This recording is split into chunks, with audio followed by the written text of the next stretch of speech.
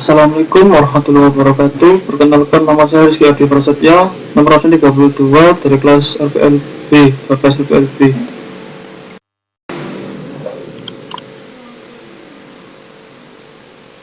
Di sini saya akan merepresentasikan tugas OSIS tahap 3. Mulai materi yang pertama yaitu pengertian DBMS. Yang kedua, contoh macam DBMS. Yang ketiga, apa itu XMPP plus instalasi. Yang keempat, cara akses MySQL dengan localhost. Yang kelima, cara akses MySQL dengan CMD. Yang keenam, sintak SQL dan lab sintak SQL. Yang pertama, pengertian DBMS. Pengertian DBMS adalah suatu sistem atau software yang dirancang khusus untuk mengelola suatu database dan menjalankan operasi terhadap data yang diminta oleh banyak pengguna. Lanjut, yang kedua itu contoh macam DBMS.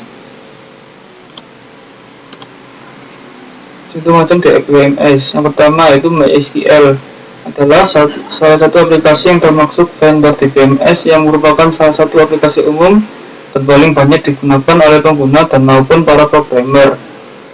Yang kedua, aplikasi PostgreSQL yang mungkin tidak banyak orang awam yang mengetahuinya. Aplikasi ini juga merupakan aplikasi gratis yang langsung mendapatkan dukungan dari lisensi BSD.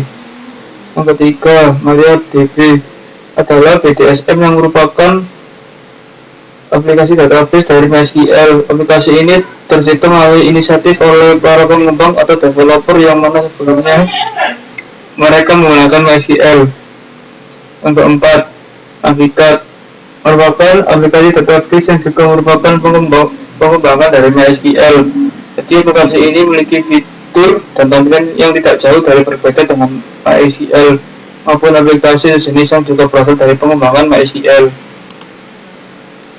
Yang ketiga yaitu apa itu SUM plus instalasinya. SUM adalah sebuah paket perangkat lunak atau komputer yang sistem penerimaannya diambil dari akronim kata Apache, MySQL atau MariaDB sekarang, PHP dan Perl. Sementara in1 yang terdapat pada awal kata berasal dari istilah cross-platform sebagai simbol bahwa aplikasi ini bisa dijalankan di 4 sistem operasi berbeda seperti OS Linux, OS Windows, macOS, dan juga Solaris. Next, instalasi. Yang pertama, Anda harus menyiapkan file XAMPP terlebih dahulu dengan cara mengunduh lewat link berikut ini. File ini bersifat gratis, jadi Anda tidak perlu mengeluarkan biaya lisensi sebesar pun.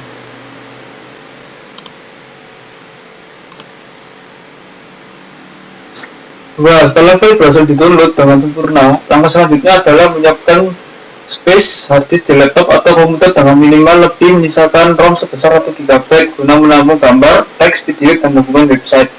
Jika jalankan file installer atau versi lainnya yang lebih mutakhir, akan ada jendela baru yang terbuka sebagai indikasi dimulainya proses instalasi.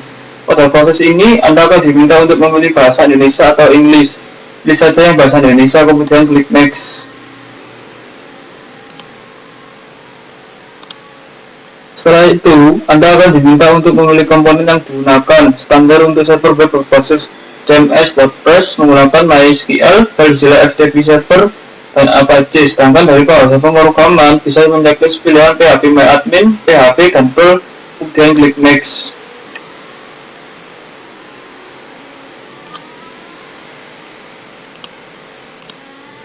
Pada tahap ini kita diminta untuk memilih lokasi file XAMPP yang akan diinstal. Gunakan saja pengaturan default lalu klik Next atau Install. Tunggu beberapa menit sampai proses instalasi SUM selesai yang ditandai dengan bar progres seluruhnya berubah menjadi warna hijau.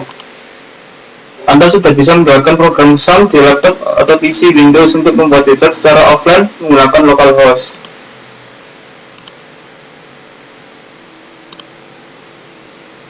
Keempat, cara akses MySQL dengan localhost.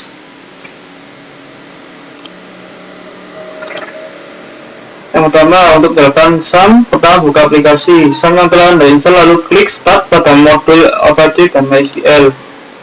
Yang kedua, setelah keduanya berjalan tanpa error, silakan akses localhost menggunakan link berikut: http localhost atau 127.0.0.1. Maka Anda akan diarahkan ke halaman dashboard SAM seperti pada gambar di samping ini. Yang kelima, cara akses MySQL dengan CMD. Untuk menggunakan SAM, pertama buka aplikasi SAM yang telah Anda install, lalu klik Start pada modul Apache dan MySQL.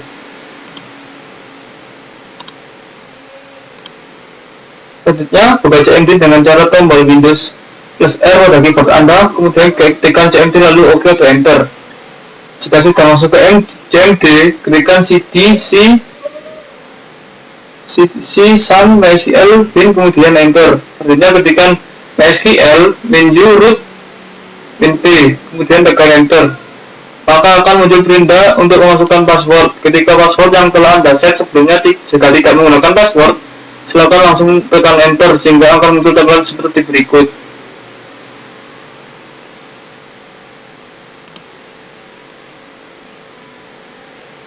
Yang keenam, sintak SQL dan live sintak SQL.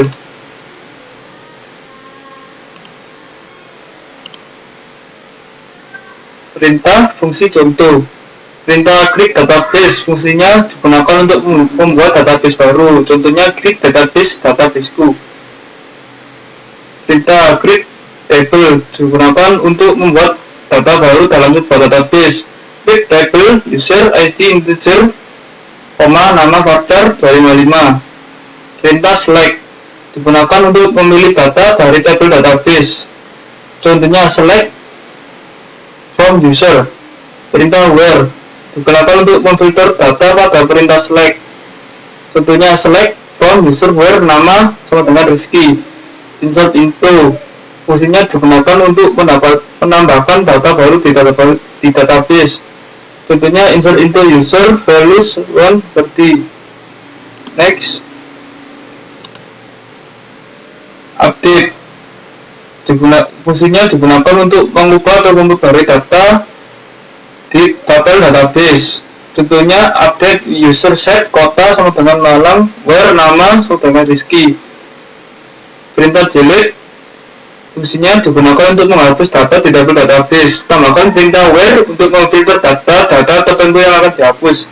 Jika tanpa perintah where, maka seluruh data tabel akan terhapus.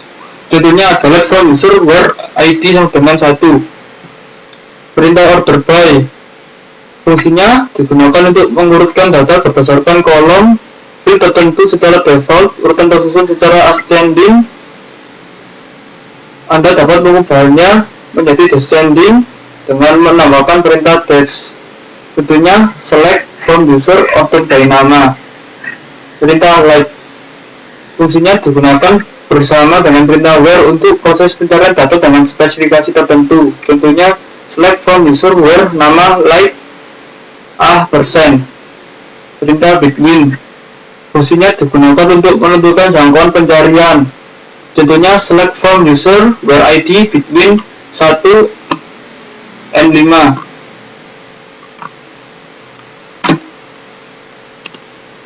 Baik. Ya, sudah selesai semua materinya.